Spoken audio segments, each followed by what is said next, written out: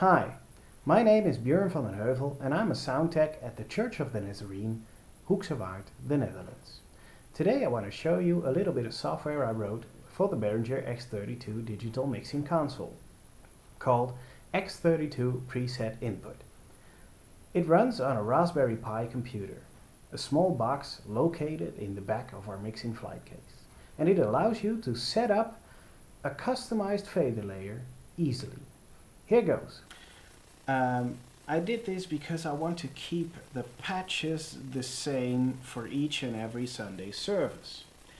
But we have greatly varying worship teams. One week we might have a full band with a drum kit and a bass guitarist and a piano and guitars. And the next week we might only have a guitar and a cajon.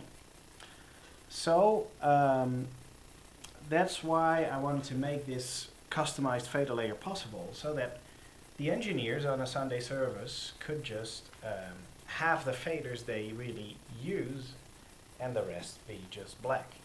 So let me show you what it does.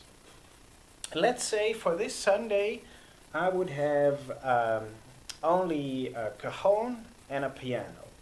And let's say I wanted to put my piano on channels 1 and 2. I would go to channel 1 and select it, and you'll notice the scribble strips here are black. Nothing is assigned. If you look at the config of the channel, you'll notice that the source for this channel is set to off. So nothing comes into this fader.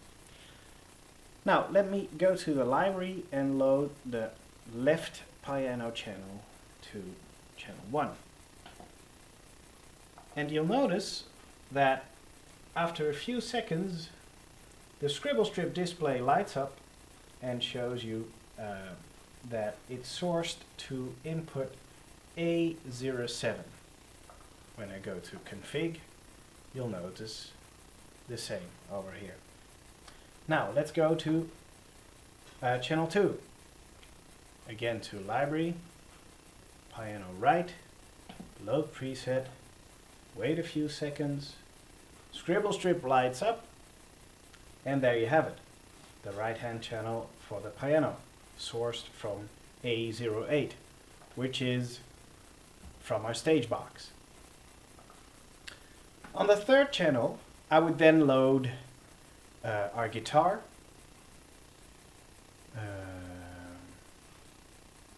acoustic guitar, there you go. And on channels 4, 5 and 6 I'd like to have my wireless microphones for vocals. So that's Vox 1, and there Vox 2, and there Vox 3, which is our worship leader usually. Of course we also have a preacher, and let's say I wanted to have the preacher on channel 8.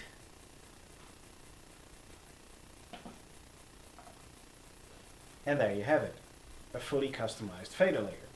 You'll notice that the first 3 channels are sourced from AES 50 channels, A07, A08, A09. The next 3 channels are local channels 1, 2 and 3. And channel number 8 is local channel number 5. What you'll also notice is that if I bring up my DCAs and I would press my piano DCA, you'll see that it lights up. So channels 1 and 2 are automatically assigned to DCA 3 for the piano. DCA number 4 lights up channel number 3, where my acoustic guitar is located. And DCA number 6, which is my vocal DCA, lights up my 3 vocal channels. I don't have a DCA for my preacher. Also, the mute groups have been automatically assigned. When I unmute the band, you'll notice that channels 1, 2 and 3 are unmuted. When I unmute my backing vocals, you'll notice that channels 4 and 5 are unmuted. And when I unmute the worship leader, there you have it.